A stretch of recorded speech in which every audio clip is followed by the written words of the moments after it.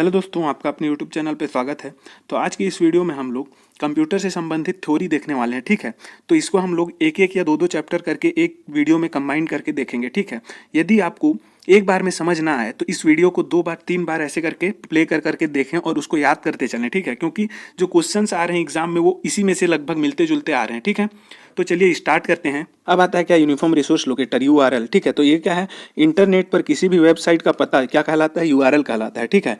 कोई भी वेबसाइट है उसका पता क्या कहलाता है, यूआरएल कहलाता है। और यूजर को यह बताता है कि दी हुई जो सूचना है वो उसे कहाँ पर प्राप्त होगी। जैसे कि यूजर को कोई सूचना दिया गया है तो वह सूचना कहाँ पर मिलेगा, वो कहाँ से पता चलता है, वो उसके यूआरएल से पता चलता है, ठीक है। अब किसी भी वेबसाइट तक पहुंचने के लिए वेब ब्राउज़र सॉफ्टवेयर के एड्रेस बार में क्या किया जाता है, यूआरएल लिखा जाता है। जैसे कि क्रोम खोलते हैं तो क्रोम में क्या आता है, वहाँ पे क्रोम खोलते हैं जैसे ही हम लोग, क्रोम क्या है, एक वेब ब्राउज़र है, ठीक है। अब उसका एड्रेस बार में हम लोग जाते हैं, ठीक है। ऊपर में रहता है एड्रेस बार, उसमें हम लोग क्या करते हैं, सर्च मारते हैं, क्या जो यूआरएल रहता है उसको लिखते हैं, जिसको हम लोग को खोजना रहता है, जिस वेबसाइट को, उसका यूआरएल को वहाँ पे डालते हैं, ठीक है।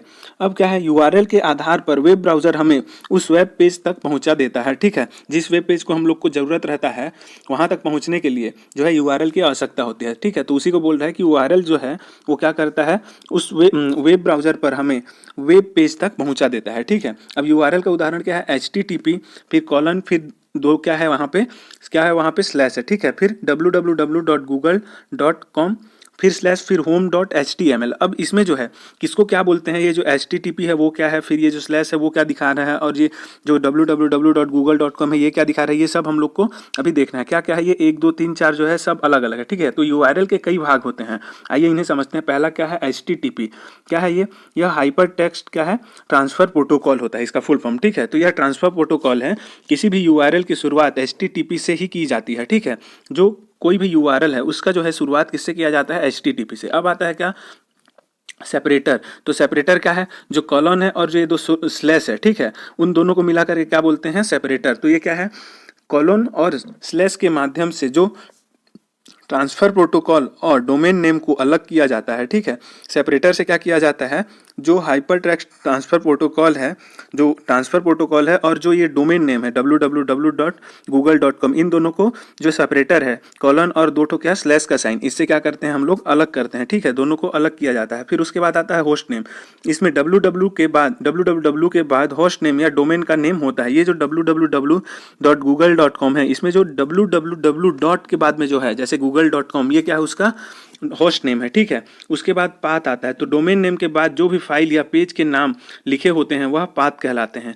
जैसे कि इधर क्या है, स्लैश के बाद home.html, ये उसका क्या है, पाथ है, ठीक है। तो 1 2 3 4 क्या क्या दर्शा रहा है, पहला नंबर क्या दर्शा रहा है, ट्रांसफर प्रोटोकॉल को दर्शाता है, दूसरा सेपरेटर को, और तीसरा जो है उसका होस्ट नेम को दर्शा रहा है, और चौथा क्या दर्शा रहा है यहाँ पे, पाथ को उसका, ठीक है। अब आता है वेब ब्राउजर। तो वेब ब्राउजर क्या है, एक वेब एप्लीकेशन सॉफ्टवेयर है जिसकी सहायता से यूजर जो है इंटरनेट में इंफॉर्मेशन सर्च करके रिजल्ट प्राप्त करता है, जैसे कि हम लोग क्रोम से करते हैं। क्रोम का है एक वेब ब्राउजर है। तो वेब ब्राउजर के माध्यम से ही हम www में इंफॉर्मेशन सर्च कर सकते हैं, ठीक है।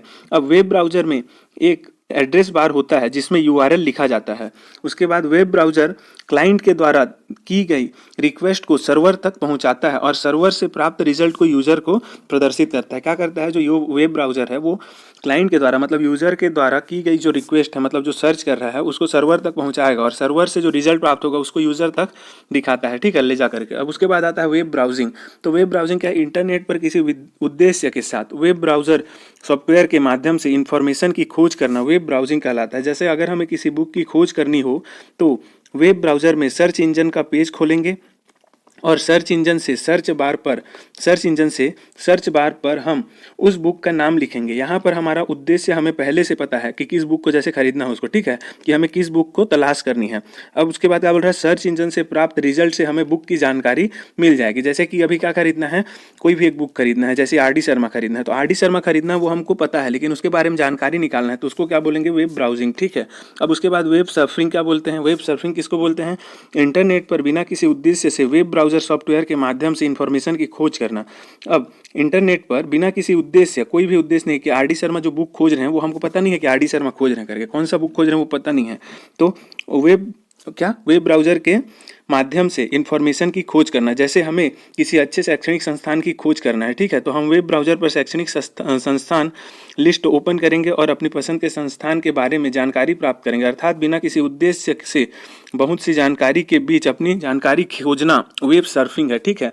वेब सर्फिंग के लिए इंटरनेट कनेक्शन और वेब ब्राउज़र की आवश्यकता होती है। तो क्या चाहिए, वेब सर्फिंग के लिए इंटरनेट कनेक्शन जरूरी है और वेब ब्राउज़र भी जरूरी है, ठीक है। और ये जो है वेब ब्राउजिंग के लिए, इसके लिए भी क्या चाहिए, इंटरनेट कनेक्शन जरूरी है, ठीक है। अब इसके बाद क्या आता है, कुछ प्रमुख वेब ब्राउज़र के नाम। पहला क्या है, इंटरनेट एक्सप्लोरर। यह माइक्रोसॉफ्ट का आधारभूत वेब ब्राउज़र है, ठीक है। माइक्रोसॉफ्ट का क्या है, ये बेसिक वेब ब्राउज़र है। अब उसके बाद आता है क्रोम, यह किसका, गूगल का एक वेब ब्राउज़र है। अब उसके बाद आता है सफारी, यह एप्पल का वेब ब्राउज़र है। और मोजिला फायरफॉक्स भी एक क्या है, वेब ब्राउज़र है। Opera, UC browser, Netscape navigator, ये सब क्या है, वेब ब्राउज़र है, ठीक है। और वर्ल्ड का पहला जो वेब ब्राउज़र है वो कौन सा है, नेक्सस और www, वही दोनों सेम है, नेक्सस और www दोनों सेम है, ठीक है। तो पहला जो वेब ब्राउज़र है वो कौन सा है, नेक्सस है, या फिर www। ये पहले क्या था, वेब ब्राउज़र था, ठीक है। तो ये है नेक्सस और www। अब उसके बाद क्या है, अन्य ब्राउज़र जो है वो क्या क्या है, अमाया है, अल्ट्रा ब्राउज़र है, फिर ड्रैगन है, फिर स्लिम बोट है, ल्यूनास्केप है, आईकैब है, SeaMonkey, RockMelt, Maxthon, KidRocket, Iron browser, Kylo, Camino, Torch browser, OmniWeb, ये सब क्या है, कुछ प्रमुख वेब ब्राउज़र है, ठीक है। फिर उसके बाद आता है क्लाउड कंप्यूटिंग। तो क्लाउड कंप्यूटिंग क्या है, क्लाउड कंप्यूटिंग वह तकनीक है जिसमें इंटरनेट के द्वारा विभिन्न तरह की सेवाएं प्रदान की जाती हैं।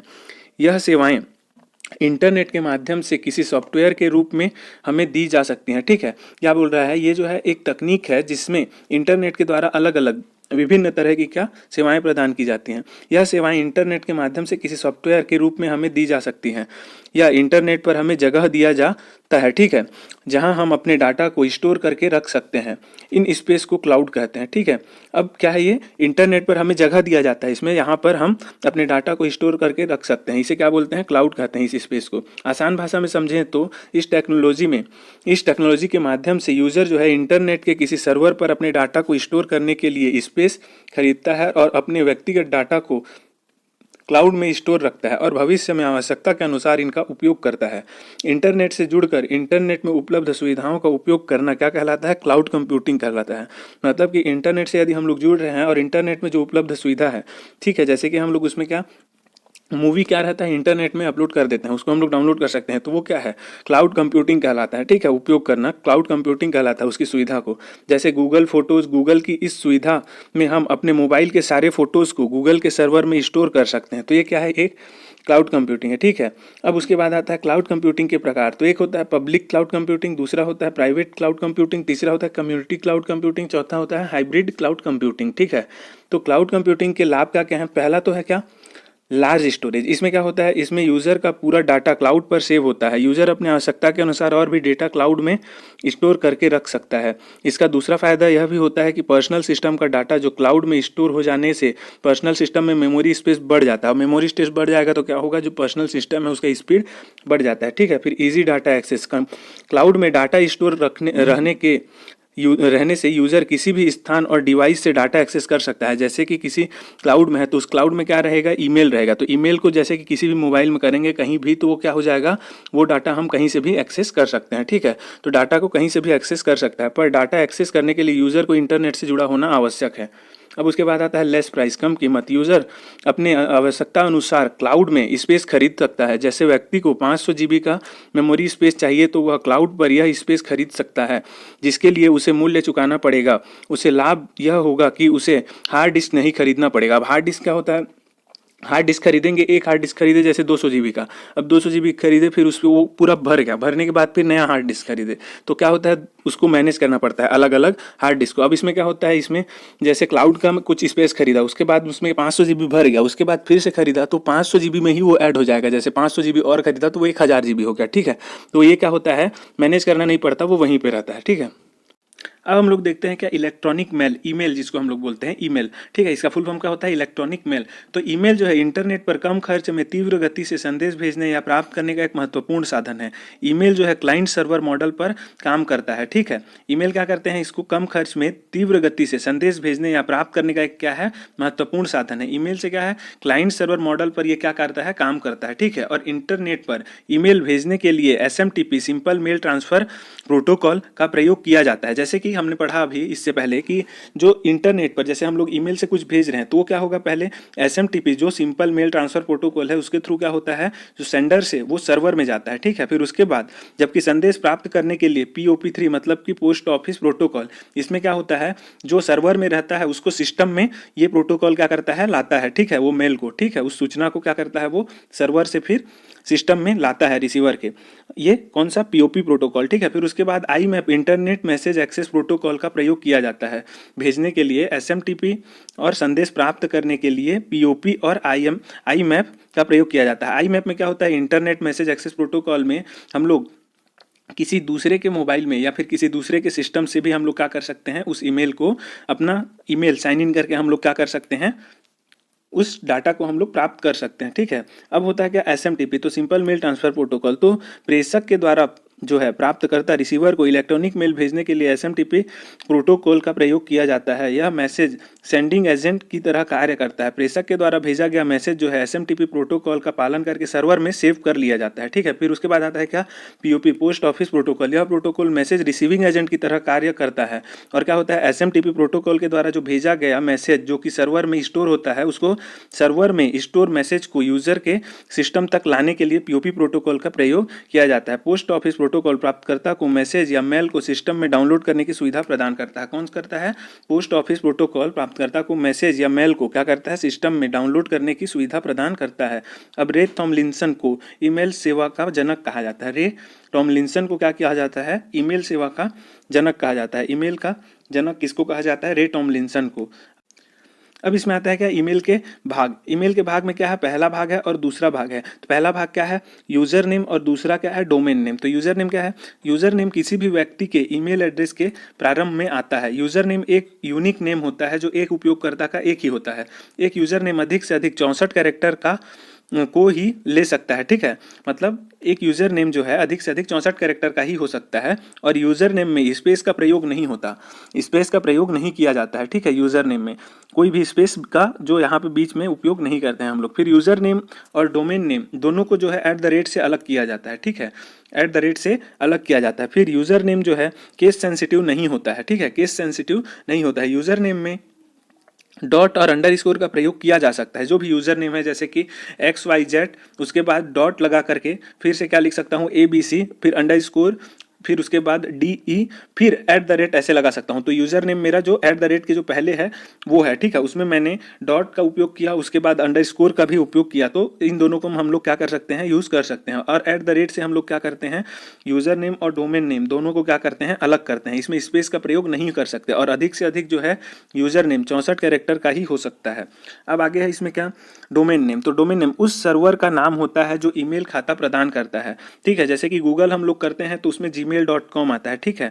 जैसे डोमेन नेम पहले से डिफाइन होता है, डोमेन नेम पहले से डिफाइन होता है जैसे gmail.com। क्यों, क्योंकि इसमें जो है ईमेल खाता प्रदान कौन कर रहा है, इसमें गूगल कर रहा है, इसलिए उसका क्या है gmail.com आ रहा है, ठीक है। तो जीमेल का सर्वर हमें मेल भेजने की सुविधा प्रदान करता है। जीमेल का सर्वर जो है हमें क्या करता है मेल भेजने की सुविधा प्रदान करता है। उदाहरण के लिए पहले में यूजर में क्या है यूजर नेम XXXX फिर @gmail.com। तो इसमें जो है जीमेल जो है .com ये क्या है डोमेन नेम है और ये जो शुरू का XXXXX है वो क्या है यूज़र नेम है।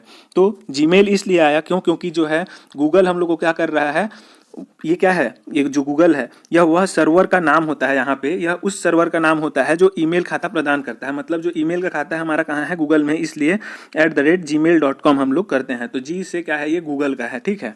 अब उसके बाद ईमेल के मुख्य भाग क्या क्या है, तो एड्रेस बुक होता है। तो एड्रेस बुक में बहुत से ईमेल एड्रेस का कॉन्टैक्ट के रूप में सिस्टम में स्टोर होता है और मेल भेजने के लिए ईमेल एड्रेस का प्रयोग किया जाता है, वह फ़ोन के कॉन्टैक्ट की तरह होता है। जब भी हम लोग क्या करते हैं वहाँ पे जो एड्रेस बुक रहता है, मतलब कि जहाँ हम लोग सेंड टू करके आता है ना, टू करके उसमें हम लोग भेजते हैं, ठीक है। तो भेजते हैं तो उसमें क्या आता है, जब भी हम लोग उसमें ईमेल टाइप करते हैं तो नीचे में क्या आता है और सजेस्ट करता है बहुत सारा उसमें, ठीक है, 2-4 और उसमें नीचे में क्या करता है, सजेस्ट करता है जो उससे स्टार्ट हो रहता है। तो वो क्या है, वो कॉन्टैक्ट की तरह उसमें सेव रहता है, ठीक है। वो क्या है, उसका ईमेल एड्रेस का बुक होता है, ठीक है। तो एड्रेस बुक उसी को हम लोग कहते हैं, यह फ़ोन की कॉन्टैक्ट की तरह रहता है, ठीक है। उसके बाद कंपोज, जब भी हम मेल भेजने के लिए मेल बनाने की शुरुआत करते हैं, यह क्रिया कंपोज कहलाती है। तो हम लोग कंपोज को ही टच करके वहाँ पे क्या कर सकते हैं, ईमेल को भेजते हैं, ठीक है, कंपोज करते हैं, ठीक है। तो कंपोज मेल में क्लिक करने के बाद हमें निम्नलिखित ऑप्शन दिखाई देता है। अब जब हम लोग कंपोज को वहाँ पे क्या करते हैं, टच करते हैं, तो कौन कौन सा ऑप्शन आता है हमारे पास।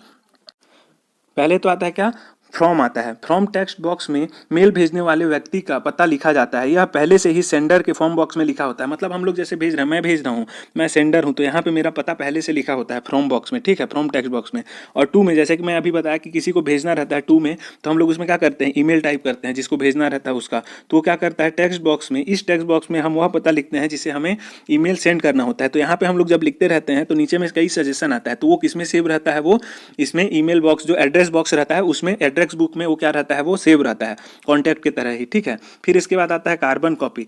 तो एक से अधिक व्यक्तियों को ईमेल भेजने के लिए प्रयोग किया जाता है, ठीक है। जैसे मेरे को 5-6 लोग को भेजना है तो इसको मैं प्रयोग करूंगा। इसमें प्राप्त करने वाला क्या है, व्यक्ति जो रहता है यह जान पाता है कि उक्त मेल उसके अतिरिक्त और किस किस को भेजा है। जैसे मैं 4-5 लोगों को भेज रहा हूँ तो इसमें सबको पता चल जाएगा। यदि मैं सीसी को टच किया हूँ उसमें, मतलब कार्बन कॉपी को किया हूँ, मतलब कॉपी कर रहा हूँ, तो क्या होगा, सबको पता चल जाएगा जिनको जिनको मैं भेजा हूँ, किसको किसको भेजा हूँ करके वो पता चल जाएगा सबको, ठीक है, एक दूसरे को उन लोग को पता रहेगा। लेकिन मैं इसको यदि ब्लाइंड कार्बन कॉपी बीसीसी का क्या करता हूँ, मैं यहाँ पे टच कर देता हूँ बीसीसी का ऑप्शन, तो उसमें क्या होगा, सीसी और बीसीसी में ये अंतर है कि बीसीसी में प्राप्तकर्ता को यह पता नहीं चलता कि यह मेल किस किस को भेजा गया है, मतलब ब्लाइंड कर दिया, मतलब किसी को नहीं दिखेगा। मतलब जिनको जिनको मैं भेजा हूँ, जैसे 10 लोग का ग्रुप है उनको मैं भेजा हूँ, तो उसमें एक दूसरे को पता नहीं चलेगा कि मैं किसको किसको ये मेल सेंड किया हूँ, ठीक है। उसको लगेगा कि भेजा तो है किसी को, लेकिन किसको है वो पता नहीं, ठीक है।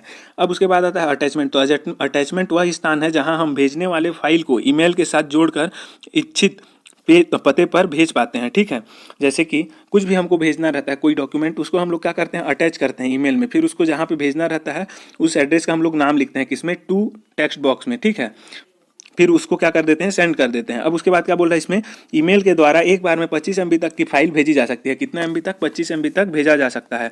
अगर फाइल 25 MB से अधिक हो तो वह गूगल ड्राइव या फिर वेब ट्रांसफ़र ऐप में स्टोर हो जाता है और हम गूगल ड्राइव के लिंक को प्राप्तकर्ता तक भेज सकते हैं। अब 25 MB से अधिक हो गया, कोई भी डॉक्यूमेंट भेज रहे हैं, तो वो क्या होगा, गूगल ड्राइव या फिर वेब ट्रांसफ़र ऐप में स्टोर हो जाता है, ठीक है, स्टोर हो जाता है। और हम गूगल ड्राइव के, जो गूगल ड्राइव बना, ठीक है, गूगल ड्राइव जिसमें सेव हुआ, तो वो क्या करते हैं, उसको स्टोर हो जाता है, उसको उस गूगल ड्राइव का हम लोग लिंक को प्राप्तकर्ता को भेज देते हैं, ठीक है, भेज सकते हैं। फिर उसके बाद आता है इनबॉक्स। यूजर के पास आया हुआ मेल जो है इनबॉक्स में स्टोर होता है। और ड्राफ्ट, ये क्या होता है, ऐसे मेल जो भेजने के लिए कंपोज किए गए हैं परंतु भेजे नहीं गए, ऐसे मेल को हम लोग ड्राफ्ट में स्टोर रहते हैं। ऐसे मेल जो है ड्राफ्ट में स्टोर रहते हैं। जैसे हम लोग, मैं सोच रहा हूँ कि किसी को भेजूँ, लेकिन बीच में मैं क्या किया, उठ करके कहीं भाग गया और उसको भेजा नहीं, ठीक है, तो क्या हो गया, अब उसको बंद कर दिया मैं, ईमेल जहाँ पे भेज रहा था वहीं पे, तो वो क्या होगा, डिलीट नहीं होगा, वो ड्राफ्ट बॉक्स में क्या हो जाता है, वो सेव हो जाता है, ठीक है, स्टोर हो जाता है। फिर उसके बाद आता है ईमेल स्पैम। तो इसे जंक ईमेल या फिर अनसॉलिसिटेड बल्क ईमेल भी कहा जाता है, ठीक है। जंक ईमेल या फिर अनसॉलिसिटेड बल्क ईमेल भी कहते हैं किसको,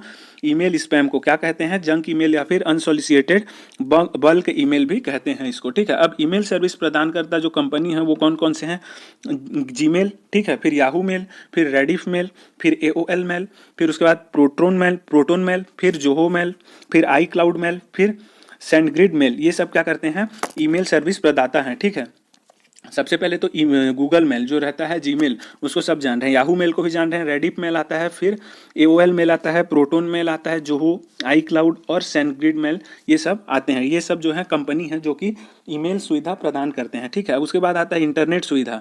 इंटरनेट सुविधा क्या क्या है, chatting, email, video conferencing, e learning, e banking, e shopping, फिर reservation, social networking, e commerce. तो चैटिंग में क्या हम लोग मैसेज एक दूसरे के साथ बात कर सकते हैं, ठीक है, मैसेज से। ईमेल में जो है डॉक्यूमेंट वगैरह 25 MB तक, वो अभी जैसे बताया वैसे आप भेज सकते हैं, फिर मंगा सकते हैं ऐसे, ठीक है। वीडियो कॉन्फ्रेंसिंग में एक दूसरे से वीडियो में हम लोग बात कर सकते हैं। ई लर्निंग में मतलब जो है इलेक्ट्रॉनिक, मतलब कि इलेक्ट्रॉनिक वे में हम लोग क्या कर सकते हैं, वहाँ पे लर्न कर सकते हैं। जैसे कुछ वहाँ से क्या किया, मैं वहाँ पे सर्च किया, वहाँ से मैं पढ़ सकता हूँ, ठीक है। फिर उसके बाद ई बैंकिंग, इलेक्ट्रॉनिक बैंकिंग जैसे आजकल हो रहा है, गूगल ये फोन पे, ये सब क्या है, ई बैंकिंग है। फिर उसके बाद नेट बैंकिंग जैसे, वो भी क्या है, ई बैंकिंग है, ठीक है। ई शॉपिंग मतलब कि ये जो फ्लिपकार्ट है, अमेजोन है, ये सब क्या है, ई शॉपिंग है। उसके बाद रिजर्वेशन जैसे ट्रेन टिकट, एरोप्लेन टिकट, ये सब हम लोग इसमें कर सकते हैं। फिर सोशल नेटवर्किंग, सोशल नेटवर्किंग में वही जो इंस्टाग्राम ये सब आता है, वो सब क्या है, फेसबुक, ये सब सोशल नेटवर्किंग है, ठीक है। फिर ई कॉमर्स, इसमें हम लोग जो भी अपना जैसे कुछ प्रोडक्ट है उसको बेचना है, तो हम लोग इसमें इंटरनेट के थ्रू क्या कर सकते हैं, उसका प्रचार प्रसार करके, उसका दाम बता करके, उसका स्पेसिफिकेशन बता करके दूसरे तक पहुंचा सकते हैं, ठीक है। तो ये सब क्या है, इंटरनेट सुविधाएं हैं, ये सब हमको इंटरनेट जो है सुविधा उपलब्ध कराता है, ठीक है। अब किस में क्या आता है, वायरलेस टेक्नोलॉजी, ठीक है। तो वायरलेस टेक्नोलॉजी में क्या क्या आता है, वाईमैक्स आता है एक, तो ठीक है। तो विभिन्न शहरों के बीच इंटरनेट संपर्क स्थापित हेतु गति जो है इसका कितना 30 से 70 MBPS होता है, ठीक है। अलग अलग शहरों के बीच क्या इंटरनेट संपर्क स्थापित करने हैं तो इसका स्पीड 30 से 70 MBPS होता है। वाईमैक्स जो है मेट्रोपॉलिटन एरिया नेटवर्क का एक उदाहरण है। किसका, मेट्रोपॉलिटन एरिया नेटवर्क का एक उदाहरण है। यह 50 किलोमीटर तक के दायरे को वायरलेस इंटरनेट सुविधा प्रदान करती है। कितने, 50 किलोमीटर तक के दायरे को जो है वायरलेस इंटरनेट सुविधा प्रदान करता है। कौन सा, वाईमैक्स। फिर WLL, ये क्या है, वायरलेस लोकल लूप, ठीक है। ये क्या है, स्थानीय बेतार तकनीक है जो ग्राहकों को वायरलेस तरीके से स्थानीय टेलीफोन स्टेशन से जोड़ती है। क्या है, बेतार तकनीक, बेतार मतलब स्थानीय, जो लोकल जो रहता है, स्थानीय बेतार टेक्नोलॉजी है जो ग्राहकों को वायरलेस मतलब कि बिना वायर के तरीके से जो है स्थानीय टेलीफोन स्टेशन से जोड़ती है। स्थानीय मतलब आसपास के जितने भी, वहाँ पे जैसे एक गांव है, कस्बा, वहाँ पे आसपास में जितने भी टेलीफोन है उनको क्या करता है, कनेक्ट करके रखता है। तो एक दूसरे से वो लोग बात कर सकते हैं, वो भी बिना वायर के, ठीक है। वो लोग एक दूसरे से कनेक्ट रहते हैं। ये क्या है, WLL, वायरलेस लोकल लूप, ठीक है। अब उसके बाद आता है ब्लूटूथ। तो ब्लूटूथ क्या है, एक क्या है, short range wireless communication technology है जो मोबाइल फ़ोन, कंप्यूटर और पेरिफेरल डिवाइसेस के मध्य डाटा और वॉइस को वायरलेस तरीके से कम दूरी में स्थानांतरित करती है, ठीक है। और ब्लूटूथ टेक्नोलॉजी की शुरुआत 1994 में हुई, ठीक है। यह जो है 2.4 GHz की फ्रीक्वेंसी में डाटा सेंड करती है। कितना, 2.4 GHz, ठीक है। 2.4 GHz की फ्रीक्वेंसी में डाटा सेंड करती है। ब्लूटूथ से जो है connect system personal area network का उदाहरण है। क्या है, पर्सनल एरिया नेटवर्क का उदाहरण है। इस रेडियो वेव द्वारा जो है 100 मीटर दूरी तक आंकड़ों का संचरण कर सकता है, ठीक है। रेडियो वेव द्वारा ये जो ब्लूटूथ है वो 100 मीटर दूरी तक क्या कर सकता है, आंकड़ों का संचरण कर सकता है, कम्युनिकेट या फिर क्या ट्रांसमिट कर सकता है, ठीक है। फिर उसके बाद आता है वाईफाई। तो वाईफाई का पूरा नाम क्या है, वायरलेस फिडेलिटी। ये जो है 100 मीटर तक एवं 100 MBPS के गति से कार्य करता है, ठीक है। उसके बाद आता है WAP। ये क्या है, वायरलेस एप्लीकेशन प्रोटोकॉल। ये कम्युनिकेशन प्रोटोकॉल का वह समूह होता है जो वायरलेस डिवाइस जो भी रहते हैं को इंटरनेट से कनेक्ट करने की सुविधा प्रदान करता है, ठीक है। जो वायरलेस जैसे कि मोबाइल है, ये क्या है, वायरलेस है। तो हम लोग को वायरलेस मोबाइल है हमारा, ठीक है। तो उसको इंटरनेट से जोड़ने के लिए क्या है, मतलब किस प्रोटोकॉल, कम्युनिकेशन प्रोटोकॉल का हम लोग यूज़ करते हैं, वायरलेस एप्लीकेशन प्रोटोकॉल। इस कम्युनिकेशन प्रोटोकॉल का हम लोग अपने मोबाइल को इंटरनेट से जोड़ने के लिए उपयोग करते हैं, ठीक है। और हमारे मोबाइल में उपयोग होने वाला जो हॉटस्पॉट है जिसके माध्यम से हम किसी अन्य मोबाइल को इंटरनेट कनेक्ट करने की सुविधा प्रदान करते हैं, यह WAP का उदाहरण है, वायरलेस एप्लीकेशन प्रोटोकॉल का उदाहरण है। जैसे कि हम लोग हॉटस्पॉट देते हैं और किसी दूसरे मोबाइल को कनेक्ट करने का परमिशन देते हैं, यह सुविधा किसके द्वारा दिया जाता है, वायरलेस एप्लीकेशन प्रोटोकॉल के द्वारा दिया जाता है, ठीक है। फिर भारत में इंटरनेट का विकास। तो पहले तो भारत में इंटरनेट का विकास जो है 15 अगस्त 1995 में किया गया। इंटरनेट का विकास 15 अगस्त 1995 में, ठीक है। स्वतंत्रता दिवस किस वर्ष, 1995 में, 1995 के स्वतंत्रता दिवस से इसका विकास किया गया, ठीक है। फिर भारत में यह सुविधा प्रदान करने वाला VSNL जो विदेश संचार निगम लिमिटेड था, ठीक है। इंटरनेट सुविधा जो प्रदान करने वाला कौन था, VSNL मतलब विदेश संचार निगम लिमिटेड था, जिसे बाद में टाटा कंपनी ने अधिग्रहित कर लिया। किसने, टाटा कंपनी इसको अधिग्रहित कर लिया। फिर छत्तीसगढ़ सरकार ने नए नेटवर्क स्थापित किया है, कौन सा, स्वैन। वो क्या है, state wide area network, state wide area network, ठीक है, स्टेट वाइड एरिया नेटवर्क। ये क्या है, छत्तीसगढ़ सरकार ने एक नया नेटवर्क स्थापित किया है, ठीक है। अब उसके बाद कुछ कुछ महत्वपूर्ण जानकारी है इसमें, वो क्या है, गूगलिंग। ये गूगलिंग क्या होता है, गूगल सर्च इंजन पर किसी तथ्य को सर्च करना क्या कहलाता है, गूगलिंग कहलाता है, ठीक है। फिर कुकी क्या है, यह एक छोटी संदेश फाइल होती है जो वेब सर्वर द्वारा वेब ब्राउज़र को दी जाती है, ठीक है। क्या होता है, जैसे भी हम लोग कभी क्रोम में जैसे सर्च मारते हैं, ठीक है, तो कुछ सर्च किए हैं उसमें, तो उसका जो है एक जो हिस्सा रहता है वो छोटा सा, वो क्या करता है, वेब सर्वर जो है वेब ब्राउज़र को दे देता है, ठीक है, और उस कुकी को वो सेव करके रखता है। और जब भी हम लोग सेव करते हैं तो वो तुरंत जो है उसको एक्सेप्ट करके, मतलब उसी को जो वेब ब्राउज़र है, जैसे मैंने कुछ सर्च मारा, ठीक है, कि भारत के प्रधानमंत्री कौन है, उसका वो कुकी किसको दे देगा, वेब ब्राउज़र। वेब ब्राउज़र के पास वो कुकी है। अब वो क्या करेगा, जब हम लोग फिर से आइंदा से उसको फिर सर्च मारते हैं भविष्य में, तो क्या करता है, वो फास्ट रिट्रीवल, मतलब जल्दी से उसको क्या कर लेता है, तुरंत उसको सर्च कर लेता है, ठीक है। फिर इंटरनेट में शामिल होने के लिए कंप्यूटर इंटरनेट सर्विस प्रोवाइडर से जुड़ा होता है, ठीक है। इंटरनेट सर्विस प्रोवाइडर से जुड़ा होता है किसके लिए, इंटरनेट में शामिल होने के लिए। अब इंटरनेट में ऑडियो या वीडियो सिग्नल भेजने के लिए पहले डिजिटाइज्ड करना आवश्यक होता है, डिजिटाइज्ड करना आवश्यक होता है। विश्व का पहला इंटरनेट नेटवर्क क्या है, अर्पानेट था, ठीक है। विश्व का पहला इंटरनेट नेटवर्क अर्पानेट था। अर्पानेट का फुल फॉर्म क्या होता है, advance research project agency network, ठीक है। अब डाटा के संचरण के समय माध्यम में उपलब्ध जो उच्चतम मतलब हाईएस्ट और निम्नतम मतलब लोवेस्ट जो आवृत्ति मतलब फ्रीक्वेंसी की जो सीमा होती है उसको क्या बोलते हैं, बैंडविड्थ कहलाता है, ठीक है। अब इंटरनेट विभिन्न कंप्यूटरों की पहचान आईपी एड्रेस से करता है। आईपी एड्रेस मतलब कि इंटरनेट प्रोटोकॉल एड्रेस से क्या करता है, वो क्या करता है, दूसरे बहुत सारे कंप्यूटर जो रहते हैं अलग अलग, उनकी पहचान करता है इंटरनेट, ठीक है। यहाँ पे विविध दिया गया है कि .mpeg जो है मूविंग पिक्चर एक्सपर्ट ग्रुप का उपयोग वीडियो को कंप्रेस करने के लिए किया जाता है, ठीक है। mpeg का उपयोग वीडियो को कंप्रेस करने के लिए किया जाता है। अब मल्टीमीडिया प्रेजेंटेशन के विषय वस्तु मतलब कंटेंट एवं उसके फ्लो की योजना को स्टोरी बोर्ड कहते हैं। जो मल्टीमीडिया प्रेजेंटेशन है उसके विषय वस्तु मतलब जो कंटेंट रहता है उसके फ्लो को, कंटेंट एवं उसके जो फ्लो हैं उनकी योजना को क्या कहते हैं, स्टोरी बोर्ड कहते हैं, ठीक है। जंक ईमेल को स्पैम कहा जाता है और स्ट्रीम के प्लेबैक में जो विलंब होता है उसको जिटर कहलाता है, ठीक है। मतलब जब हम लोग स्ट्रीम करते रहते हैं और प्लेबैक में जो विलंब होता है, ठीक है, जब चलते रहता है और उसमें विलंब होता है तो उसको क्या बोलते हैं, जिटर कहते हैं, ठीक है। और बैंकर एल्गोरिदम का प्रयोग जो है डेडलॉक रोकने के लिए किया जाता है।